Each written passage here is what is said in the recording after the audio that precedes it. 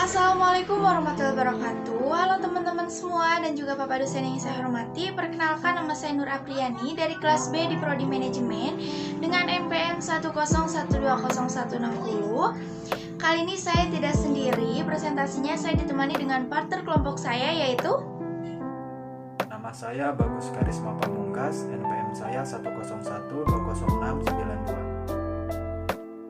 Baik teman-teman, kali ini saya dan partner kelompok saya akan mempresentasikan mengenai korelasi, di mana video ini kami buat untuk melengkapi nilai evaluasi tengah semester di mata kuliah statistika dengan dosen pengampu Bapak Farid Hijri Badruzaman, DRS MPD.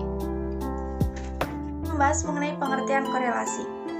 Korelasi adalah salah satu bentuk dan ukuran dengan memiliki beberapa variabel dalam hubungan yang memakai kata dari korelasi positif sehingga terjadi perubahan dengan meningkat pada suatu benda.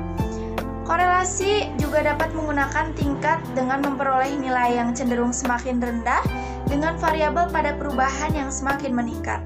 Dengan demikian, perubahan dari kedua variabel dengan hubungan independen yang sesuai perubahan variabel itu sendiri sehingga akan berhubungan dengan tingkat independen.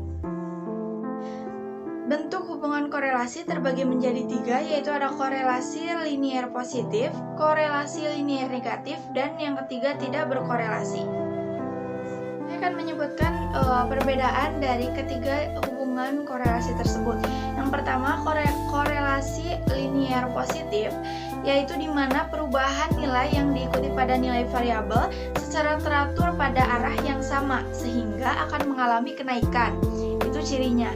Kemudian ada korelasi linier negatif, yang di mana nilai koefisien dapat menunjukkan beberapa pasangan data yang mempunyai nilai linier yang negatif pada tekanan yang kuat. Dan yang ketiga ada tidak berkorelasi. Seperti apa yang tidak berkorelasi? Itu adalah kenaikan nilai yang terkandung diikuti pada penurunan dengan diikuti pada kenaikan variabel yang berlawanan.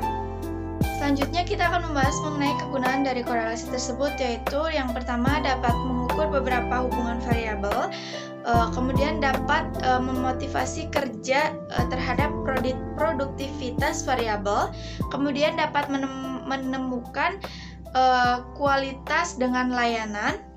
Terus yang selanjutnya dapat melakukan tingkatan inflasi pada variabel yang tertentu.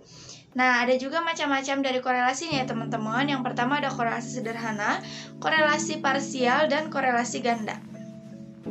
Korelasi sederhana adalah salah satu teknik statistik dengan mengukur kekuatan antara hubungan variabel untuk mengetahui dari bentuk hubungan yang bersifat kuantitatif. Kemudian tadi ada juga korelasi parsial, yaitu adalah salah satu bentuk metode untuk pengukuran tentang keeratan antara hubungan variabel yang bebas dengan variabel yang tidak bebas, sehingga dapat dengan mudah untuk mengontrol dari salah satu variabel tersebut. Yang ketiga ada korelasi ganda. Korelasi ganda adalah salah satu bentuk yang dapat digunakan untuk melihat dari berbagai hubungan antara variabel dalam bentuk independen dan dependen sehingga dapat berkaitan dengan interkorelasi dari variabel dependen. Dengan demikian, korelasi ganda ini juga adalah nilai yang dapat memberikan kuatnya pengaruh dengan hubungan antar variabel secara bersama-sama. Korelasi ganda juga memiliki koefisien yang dengan besar kecilnya antara hubungan dengan variabel yang akan dinyatakan pada bilangan yang disimbolkan pada 1 sampai 0 dan lebih dari 1. Kemudian di sini saya akan menjelaskan contoh soal dan studi kasusnya. Contoh soal yang pertama, ingin diketahui seberapa kuat hubungan antara besarnya pendapatan seseorang dengan pengeluaran atau konsumsi per bulan. Data dari 6 orang yang diwawancarai diperoleh data sebagai berikut. Untuk X, pendapatan, dan Y, konsumsi. Untuk menghitung koefisien korelasi, maka disusun tabel bantu sebagai berikut. Tabel bantu analisis korelasi korelasi produk momen. Nah, datanya untuk selanjutnya berdasarkan tabel bantu tersebut diperoleh nilai-nilai sebagai berikut. Untuk menghitung koefisien korelasi, maka nilai-nilai tersebut dimasukkan dalam rumus koefisien korelasi sebagai berikut.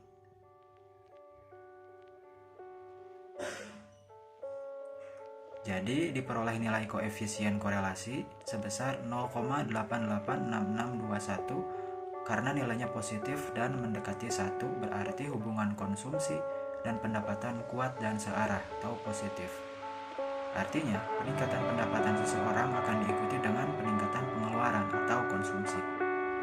Uji hipotesis hubungan atau uji signifikan. Pengujian hipotesis hubungan digunakan uji statistik yang disebut uji T atau T-student. Parameter yang diuji yaitu korelasi dinotasikan dengan seperti lihat bab estimasi parameter. Uji hipotesis hubungan pada dasarnya adalah menguji signifikansi koefisien korelasi. Apakah besar kecilnya hubungan yang diperoleh itu kebetulan atau memang ada hubungan yang sesungguhnya. Rumus uji T untuk uji hubungan adalah sebagai berikut.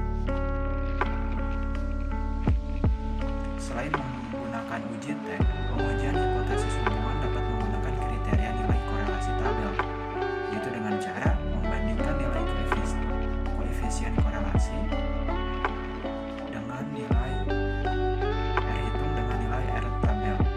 Jika R hitung lebih dari R tabel, maka hubungan antara variabel signifikan, dan jika R hitung kurang dari atau sama dengan R tabel, maka hubungan antar variabel tidak signifikan.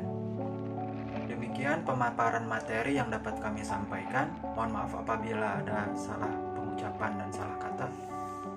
Assalamualaikum warahmatullahi wabarakatuh.